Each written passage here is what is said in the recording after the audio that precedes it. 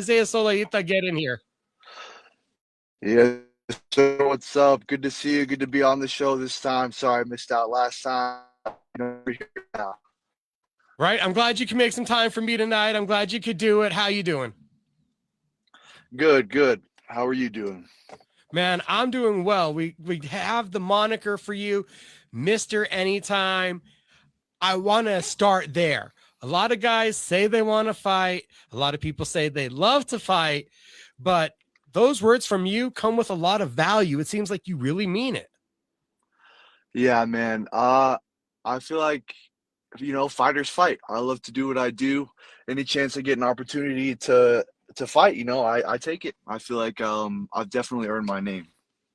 You've earned that name. All told, I've seen you kickboxing, I've seen you do MMA. How many fights is it that you've had so far as an amateur? I think this is 14. This fight for APFC is going to be fight number 14. Fight number 14. So, is there any Mhm. boxing or anything else that we're missing besides MMA and kickboxing? I started off with jiu-jitsu, but yeah, I think I have way more fights than I'd had jiu-jitsu tournaments. So What yeah, is it about standing and banging, standing and throwing down has just called to you? I don't know, man. Like I feel like I've always been a really good wrestler and really good at jiu-jitsu, but I feel like amateur is a time for experience, So what's a better time to experience getting better at striking than in the cage, and there's no way to learn that than to learn how to bang, to learn how to take a strike and throw a strike and learn range than to do it in the cage, to feel it out, to be the hammer, to be the nail, both sides. Like I said, I love fighting. I love every aspect of it, the hammer, the nail, the learning, the being the teacher, being the learner. So yeah. When did you first come across that realization that you were a fighter, that you were into martial arts? Um, it's crazy because for a long time I thought that I was gonna be some football star, and it just I just felt the football just slowly just draining away. I remember after my first smoker, I was just like, ah, I have to keep doing this. This is it right here. I always loved jujitsu and I always did it's a little bit of striking in my uncle's garage, but um I don't know. It really hit me whenever I moved down here to Alamogordo, and after I did my first smoker, and I was like, I'm gonna be champ. I'm gonna be champ. Mark my words. So I'll start from there. All started from there. So when you first thought about martial arts and you had looked at jujitsu, football tackling people, talking about grappling, did you ever expect that you were going to find this love of the striking? No, it's just I don't think so. No, and it's crazy because I do mostly striking, but I love the whole thing. I love blending it all together. I just think that, a lot of the times my defensive wrestling or takedown defense is so good that it gives me the opportunity to strike. And if I didn't like to strike, then I have the opportunity to shoot if I wanted to, anytime I wanted to. And that's just, confidence in both areas. Is there ever a thought when the phone rings of saying no? No, if it's ever a no, it's probably from my coach, and he's just like, "Well, let's wait on this one," or I'm not sure how, or if some injuries heal it, and we'll see. So, but he's my uncle. My coach is my uncle, so he's also usually gonna say yes. Is it valuable then to have that, to have somebody that's that close to you being in your corner so that you truly know that they have your best interest in mind? It's a different level of connection. Um, my uncle has been there for me since day one, with things as a kid, with things as a teen, And now as an adult, he has always been there for me, have my back, whether I made the right or wrong decision, and pushed me to be the best version of myself. And um, I don't know where I would be at without my uncle, coach, and best friend. I have no idea where I'd be at without him being blessed, without me being blessed with him in my life. He's a very important role in all of this. And uh, if I had to go with one corner to every single fight, it would be him and him alone. You barely started fighting, it seems like, in MMA 2024. We're not even through 2026. And it's something like 13, 14 fights just in MMA. What have you felt has been the value of getting in there, getting the feet wet, and the trial by fire?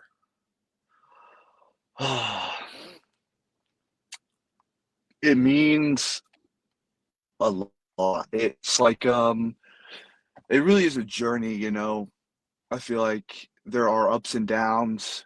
There are the voices. The voices will always be there. Like, no matter how confident you are, the fear, everyone can say what they want to, but it'll always be there. Learning to do it anyways was was the thing for me. Learning to let go, fight after fight, and just feeling myself slowly start to put it together fight after fight is almost better than any win. Is feeling yourself, seeing yourself get better on and off the mat, in and out of the cage, feeling yourself become a better man, a better fighter. um Starting to see those little things, make those little adjustments, starting to feel that bubble pop around you that you were waiting for to skyrocket, and I think that this sport is beautiful, and violence is beautiful, and I feel like it's very misunderstood. And learning the beauty in this sport, in the technique, in the power, in everything, and it's definitely been a journey. You said something very, very, very interesting right at the beginning of that answer, and it was letting go. Is that letting go of the mistakes and moving on? Is that letting go of kind of that fear to get in there and let go of your strikes? What did let go, as you mentioned it, mean? I feel like, just me personally, I'm not going to speak for everyone. There's been a difference since I fought Elijah Quinn. Elijah Quinn is like, me and Elijah Quinn were boys way before that fight, so shout out to him. But during that fight, something just like snapped. There's been a wall in like a bunch of my fights, and you can see it in my eyes and the way I'm acting. I'm always just right there, that close to winning. And I didn't win the Elijah Quinn fight. But I like feel like I broke through that wall. I let go. I just was in the moment. I feel like in a lot of my fights leading up to Elijah Quinn, I was always missing something, or I knew what to do. I knew what to do, but my body just couldn't. I just wouldn't do it. I just wouldn't do it. Uh, um, like I was holding on to something, like I was afraid of something. But like I said, you just gotta let go, learn to love the sport, and I did every aspect. And in that moment, in one moment in that fight, I just let go, and I feel like a lot has changed since then, especially and as you can see in my last fight, learning to let go and have fun. And you know, like I said, this sport is beautiful. Enjoy it. It's an opportunity to be where I'm at. So that's pretty much what I mean by let go. It's a little interesting to hear you say that it just came to you almost two fights ago, because from the guy that we've seen all the way back, and I'm pretty sure we could track it a few fights further back than that, it seemed like there was, I don't want to say a recklessness, but there was a willingness to engage. It seems like there was a lack of fear that was already there. So was that something that I was correct on, or was that just you getting in there and having fun? Well, I've always just wanted to get in there, and have fun and show that, always show my opponent that I'm in business and I'm not afraid and I'm here to work. I'm here to work and I'm here to win. So, and I'm here to entertain. I'm here to entertain, of course. I'm here for the people and I'm here for God. I'm here to work and fight hard. So I think that's why a lot of people, find me entertaining because I'm just ready to get in there. I'm ready to be first, to win, and to get you out. A 6'3" featherweight. We've seen you at some lower weight fights. We've seen you with the bigger frame. Is there anybody specifically that you try to look at to emulate, to try to learn to maximize your skills that were naturally given to you? In the beginning of the sport, someone that I really looked at was Israel Adesanya, just because his beliefs and his morals and just like, he's super lanky and he was just very unapologetically himself. I feel like I don't look to like one person individually. I feel like I make who I am out of a lot of different people, and I create my own thing. I am my own person, and I believe that everyone should be like that. And you are your own person, and you create your own style from different parts of different people, and you learn to do your own thing with it. How much self-discovery was there in this process of getting from fight one to where we are now at fight 14? Man, so much, so much. The ups, the rock bottoms, at least mentally, going through life while still being a fighter. No matter what's happening, I gotta fight this weekend, so it doesn't matter. Um, Learning to balance that, learning to be a warrior in a garden is so important.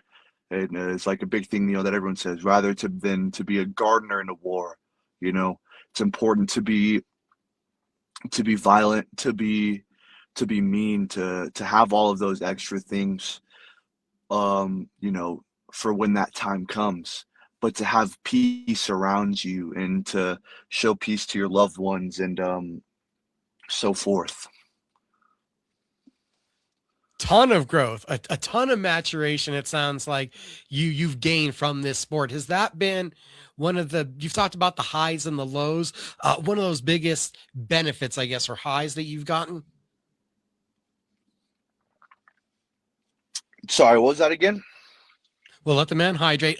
I said that kind of mindset and thought process now to approaching life. Is that one of the biggest positives, benefits that you say you had gained from this that may have been unexpected?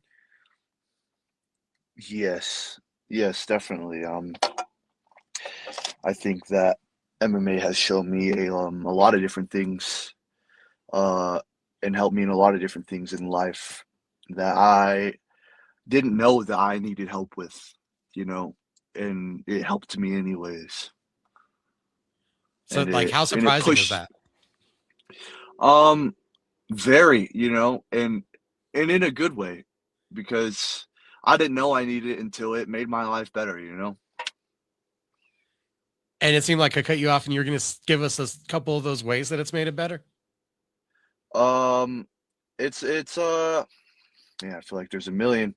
It's made me more compassionate, I would say, which is like a crazy thing to say, a crazy thing to think as like a fighter, someone who's so violent, but like I spend all this time being violent and being like that. I see the violent side of all things, and I've seen it all, and learning to choose peace, which sounds so crazy, like as like a fighter who likes to go in there and get with it. Um, it's crazy to hear that, but I've also learned that in times, there just is no other option, and peace isn't an option, and you can only be so kind until you're pushed so far. Um, Learning to move on from things, um, learning to be better for someone else, to help someone without helping you. I could go on for hours about how MMA has made me a better man. We're going to see the fighter that Isaiah Solita is back in the cage August 30th, APFC 25. We've seen you be a showman and an entertainer going for that fight of the night. It seems like almost each time out. So what is that feeling for you of climbing in the ring, getting in the cage, and being under those bright lights? Ecstatic. I crave it. I feel like it's been too long since my last fight, and I am yanking and pulling at the leash, foaming at the mouth for this fight. Um, I go out there and fight as hard as I can, as technical as I can, and the best of my ability, and God will do the rest. The feeling is euphoric almost. The feeling of flow state, hearing my coach and executing what I have trained to execute. I am so excited. APFC baby, big lights. I thrive underneath them.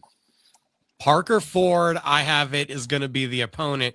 And is that correct still? Yes, I don't know how they did it, but they found somebody that actually has as much experience as you do. maybe. We'll see. We'll see. We'll see. I think it's gonna be a good fight. I I'm just confident in my abilities, and I'm gonna go out there, have a good fight, and wish that neither of us have to, really get that hurt. But I'm gonna do what I have to do. I'm here to win. I'm here to keep going, to step further. This is only another step in the ladder. What do you want from yourself, and what are your expectations for August 30th?